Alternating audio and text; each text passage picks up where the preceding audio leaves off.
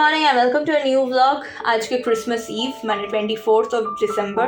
আর আমি তো সারাদিন নাকে কেকের গন্ধ নিয়ে ঘুরে বেড়াচ্ছি, মানে বন্ধ নাক, তবুও কেকের গন্ধ একদম পুরো মানে মোমো করছে আমাদের গোটা বাড়িটা। যাই হোক, তোমাদের যাদের যাদের অর্ডার করা রয়েছে স্ক্রিনে দেওয়া নাম্বারে ডেফিনেটলি কন্ট্যাক্ট করতে পারো। এখনো পর্যন্ত আমি কেকের অর্ডার নিচ্ছি, বাট কালকের জন্য নয়, কালকের জন্য অর্ডার সব ক্লোজড। এগুলো হচ্ছে 31st এবং 1st জানুয়ারির জন্য। যদি কেউ অর্ডার করতে চাও তাহলে অর্ডার দিতে পারো। লাঞ্চে ছিল ধনেপাতা দিয়ে চিকেন, মানে ধনিয়া চিকেন, ভাত, ডাল, আর এদিকে ছিল পাঁচমিশালি তরকারি। এবং অবাক ব্যাপারটা হচ্ছে আজকের পাঁচমিশালি তরকারিটা জাস্ট অপূর্ব খেতে হয়েছে। মানে আমি জানি না কেন, মানে আমি কোনো দিন পাঁচমিশালি তরকারি পছন্দ করে খাইনি, বাট আজকের তরকারিটা বিশ্বাস করো দারুণ খেতে হয়েছিল। মানে আমি চেয়ে চেয়ে খেয়েছিলাম দুপুরবেলা। তো যাই হোক, এখন চলে এসেছি ফুচকা কাকুর কাছে।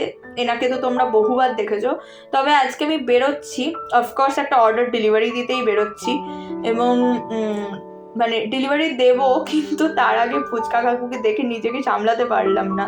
তো ডেলিভারি দিতে যাওয়ার আগেই আমি দাঁড়িয়ে পড়েছিলাম এবং দারুণ খেতে ছিল, কারণ তখন না জাস্ট ফ্রেশ জিনিসগুলো বানিয়ে দিচ্ছে। আর ওই গন্ধরাজ লেবুর গন্ধটা জলের মধ্যে, টক জলটা মানে তেঁতুলের টেস্টটার সাথে এত ভালো লাগলো যে বলে বোঝাতে পারবো না।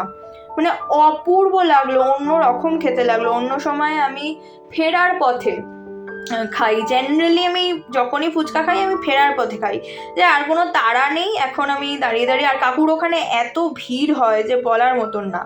সেই কারণেই আমি আরও মানে ফেরার পথে ঠিক আছে আধ ঘন্টা সময় হাতে নিয়ে তো দাঁড়াতেই হবে, সেই জন্য আমি মানে লাস্টের দিকে খাই। বাট আজকে আমি বিকেল বিকেল গিয়ে মানে মুগ্ধ হয়ে গেলাম টেস্টটাতে। তো যাই হোক, তারপরে চলে এসছি আমার পাড়ায় আর কি, কাছাকাছি নেতাজিনগরে এসছি সেগোপিডিয়াতে। আর তোমাদের সাথে মেনু কার্ডটাও শেয়ার করে দিলাম। এর সাথে আমি খাবো হট চকলেট, কারণ ওদের হট চকলেটটা ভীষণ ভালো। অর্ডার ডেলিভারি দিয়ে এসছি, এখনও ক্লায়েন্টের রিভিউ পাইনি। তো যতক্ষণ না রিভিউ পাবো ততক্ষণ একটা চিন্তা মাথায় কাজ করতেই থাকে। বাট চলো, এখন মাথায় চিন্তা যতই থাকুক না কেন, একটুখানি হট চকলেট খাওয়া যাক। কারণ মানে ওদের হট চকলেটটা দুর্দান্ত। আমি গত বছর খেয়েছিলাম, গরমকালে আমি আর ঠিক হট চকলেট খেতে পারি না। তো বাবাও গেছিলো, তাই জন্য 2টো কাপ দেখতে পাচ্ছ।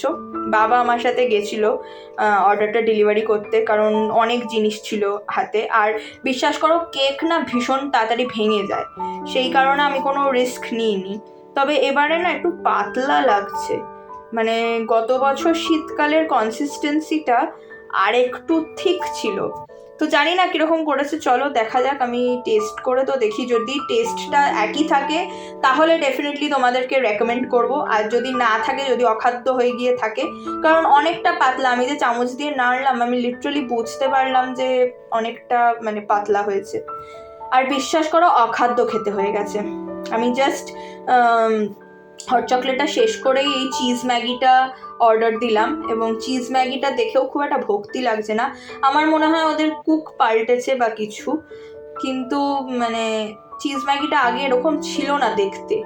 এটাও খেয়ে তোমাদের রিভিউ দিচ্ছি। তবে এটাই আমার ডিনার, ওই হট চকলেট আর চিজ ম্যাগিটা খেলেই আমার পেটটা ভরে যাবে, আর কিছু খাবো না।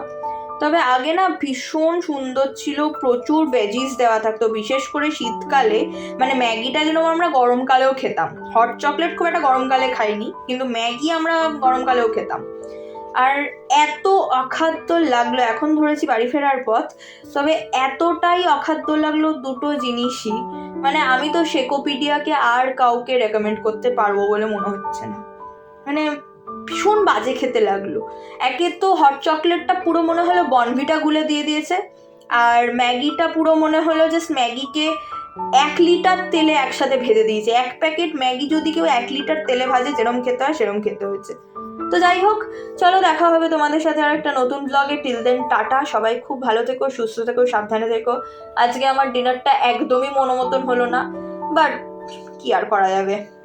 তবে হ্যাঁ, তোমরা যদি কেউ সেকোপিডিয়ার অন্য কোনো ব্রাঞ্চে খাও তাহলে আমাকে জানিও তোমাদের কেমন লাগলো, সেই রিভিউগুলো আমাকে ডেফিনেটলি কমেন্ট সেকশনে জানিও। তো চলো টাটা, দেখা হবে আরেকটা নতুন ব্লগে।